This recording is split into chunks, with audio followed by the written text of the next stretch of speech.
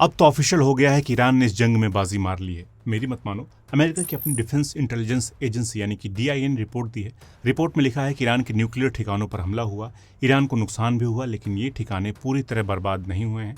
अंदर बनी गहरी सुरंगों में ईरान का न्यूक्लियर प्रोग्राम पूरी तरह सेफ है, और प्रोग्राम तो छोड़िए, उसके स्ट्रक्चर को भी कोई नुकसान नहीं पहुंचा। जबकि हमने देखा कि ट्रंप और नेतन्याहू चिल्ला रहे थे कि ईरान के 3 बड़े न्यूक्लियर ठिकानों नतांज, फोर्डो और इस्फहान पर जो हमला हुआ था उसमें सब कुछ पूरी तरह तबाह कर दिया गया है। दरअसल ईरान ये जानता था, इसलिए हमले से कुछ दिन पहले ही सैटेलाइट तस्वीरों में बुलडोजर और ट्रकों की जो हलचल दिखी थी, उससे अब ये अंदाजा लगाया जा रहा है कि ईरान ने अपने सबसे कीमती सामान यानी कि 60% तक एनरिच्ड यूरेनियम और सेंट्रीफ्यूज मशीनों को पहले ही किसी दूसरी जगह पर शिफ्ट कर दिया था। ये वही मशीनें हैं जिनसे यूरेनियम से न्यूक्लियर हथियार बनाया जा सकता है। रिपोर्ट में यह भी बताया गया है कि फोर्डो साइट पर अंदर के सुरंगों को ईरानियों ने बहुत स्मार्टली मिट्टी से ढक दिया था ताकि बमबारी से कोई नुकसान ना हो।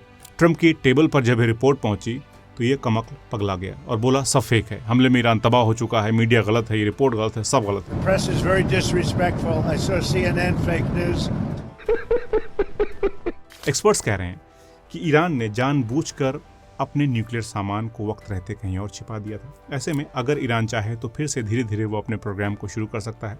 इतना यूरेनियम अभी भी उसके पास है कि वो 2 से 3 एटमी हथियार बना सकता है अगर वो उसे और ज़्यादा एनरिच कर ले तो। मतलब साफ है कि ईरान का न्यूक्लियर प्रोग्राम पूरी तरह खत्म नहीं हुआ है। थोड़ा बहुत असर ज़रूर पड़ा है जिससे कुछ महीने और लग सकते हैं, लेकिन देर सवेर वो न्यूक्लियर पावर बन ही जाएगा। लेकिन इसे मैं ईरान की असल जीत नहीं मानता, क्योंकि ईरान पर हमले के दिन ही मैंने एक वीडियो बना दिया था कि ईरान का इन हमलों से कुछ खास नहीं बिगड़ेगा। तो ये तो तय था, लेकिन ईरान इससे भी बड़े गेम में जीता है और इसमें इजराइल नहीं अमेरिका हारा है, वो भी बुरी तरह से।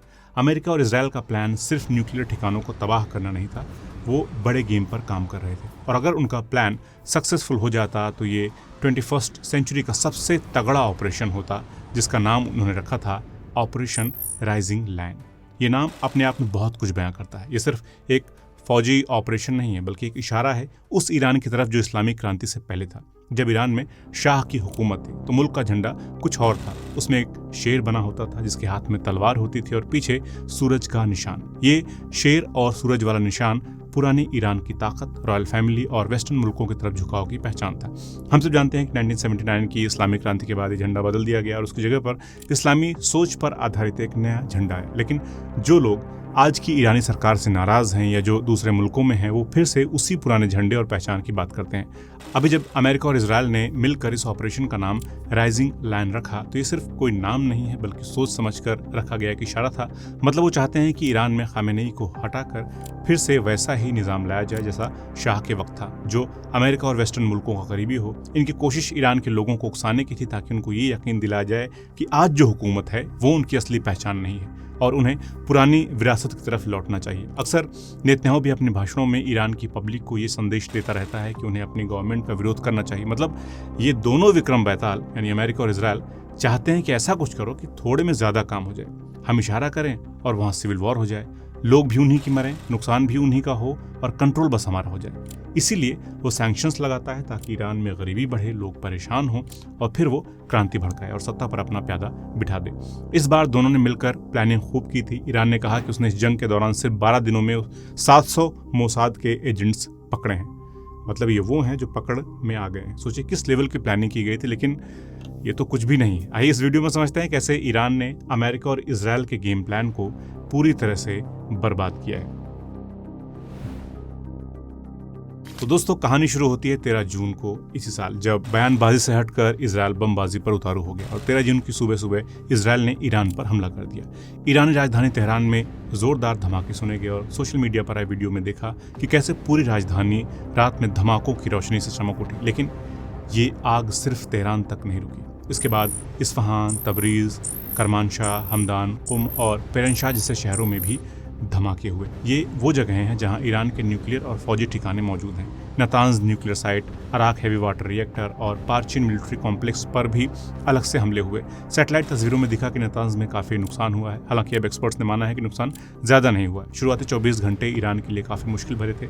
इजरायली फाइटर जेट्स ईरान के आसमान में बिना रोक टोक उड़ रहे थे और मोसाद के जासूस ज़मीन पर एक्टिव थे। वो ड्रोन और एंटी टैंक मिसाइलें ईरान के अहम ठिकानों पर मार रहे थे। ईरान अकेला पड़ता दिखाई दे रहा था। रिपोर्ट्स आई कि उसके कई सीनियर न्यूक्लियर साइंटिस्ट्स और टॉप फौजी अफसर मारे जा चुके हैं।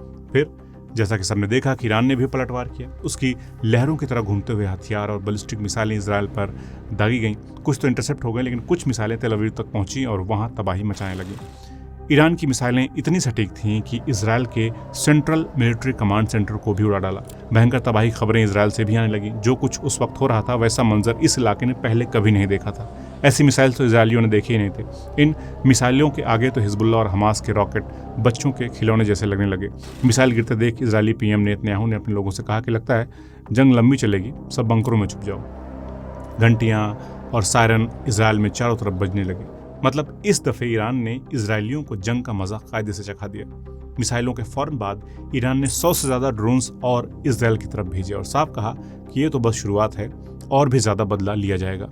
अमेरिका शुरुआत में तो दिखा रहा था कि उसका इससे कोई लेना देना नहीं है, वो इसमें नहीं कूदेगा, लेकिन जब उन्होंने देखा कि उनके चेलों की ईरान कुटाई कर रहा है तो ट्रंप धमकी देने लगा कि ईरान डील कर ले, नहीं तो और भी ज्यादा तबाही उसको झेलनी पड़ेगी। लेकिन अब तक ईरान हत्थे से उखड़ चुका था और आर पार के मूड में था।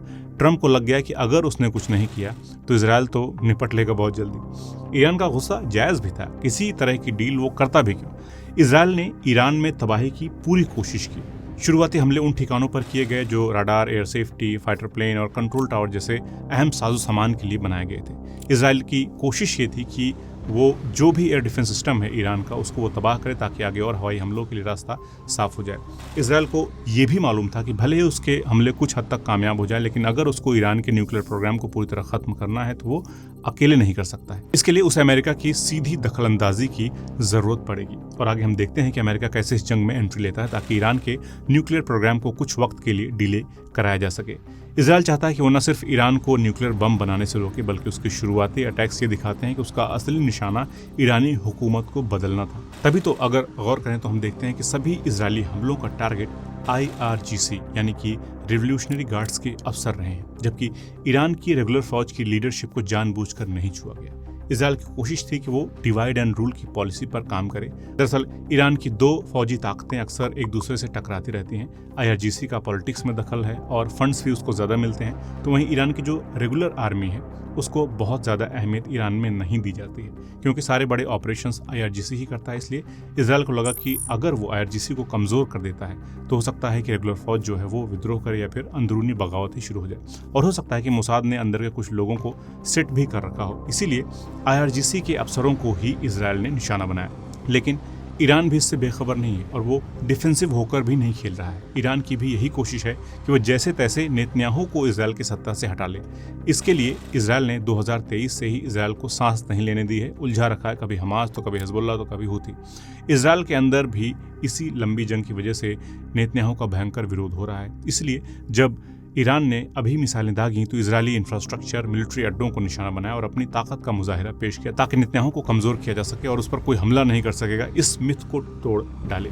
और वही हुआ। बैलिस्टिक मिसाइलों के सामने आयरन डोम बेअसर रहा, इजरायली इमारतों के परखच्चे उड़ गए और इजरायली लोग बंकरों में छुपे रहे। ईरान के ज़बरदस्त हमलों का उसको सियासी फायदा घर में भी हुआ, जिन्हें लगने लगा था कि शायद इजरायल के सामने ईरान बेबस है, उनको जवाब मिल गया।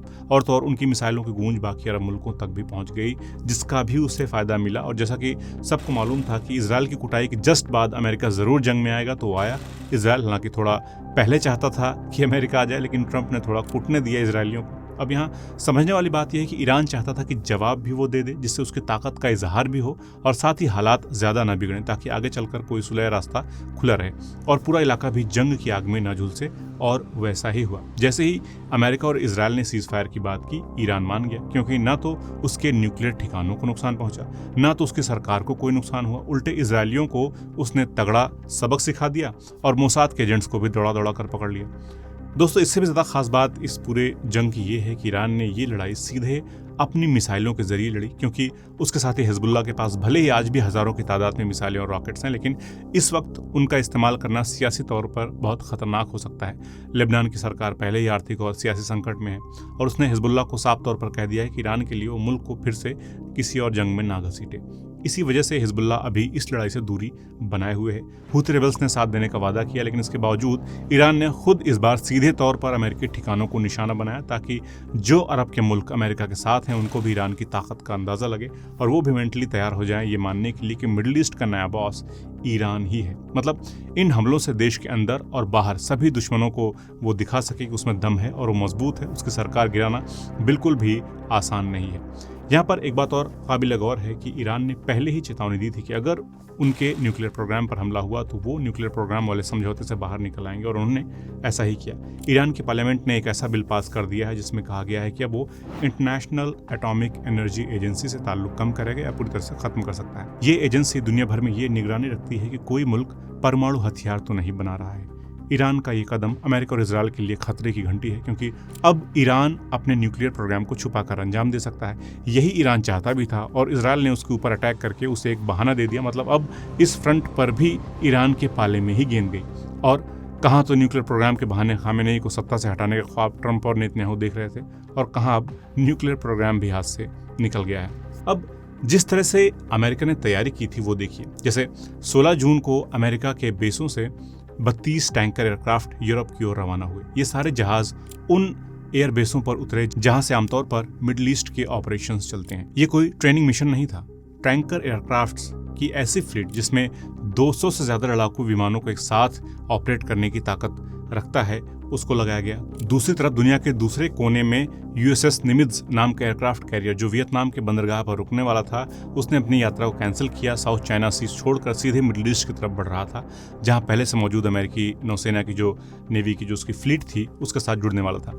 इतनी बड़ी मिलिट्री हलचल आमतौर पर बड़े पैमाने की हवाई जंग की तैयारी का संकेत थी, और अगर लड़ाई बढ़ती और ईरान के अंदर विद्रोह होता, वो कमजोर हो जाता, तो फिर अमेरिका और इजराइल मिलकर ईरान पर टूट पड़ते। इसीलिए ज्यादातर अमेरिका के टैंकर जहाज इटली, स्पेन और जर्मनी में उतरे थे, उन बेसों पर जो आमतौर पर मिडिल ईस्ट में ऑपरेशन शुरू करने की तैयारी के लिए ही इस्तेमाल होते हैं।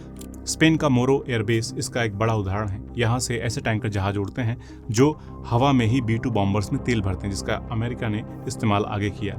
लेकिन तैयारी इससे भी कहीं बड़ी थी। तैयारी थी खामेनेई को सत्ता से हटाने की, लेकिन अपने हर मकसद में अमेरिका और इजराइल को करारी शिकस्त मिली है, और ईरान अब अरब मुल्कों का लीडर बनकर उभरा है। इससे कोई इनकार कर ही नहीं सकता है। तो दोस्तों, ये था एक छोटा सा वीडियो। कैसा लगा आप लोगों को ये वीडियो कमेंट्स करके ज़रूर बताइए। अगर सपोर्ट करना चाहते हैं तो मेरे चैनल को प्लीज़ ज्वाइन कर लीजिए या फिर सुपर थैंक्स भेज सकते हैं। चैनल को सब्सक्राइब नहीं किया है तो प्लीज़ पहले सब्सक्राइब कर लीजिए।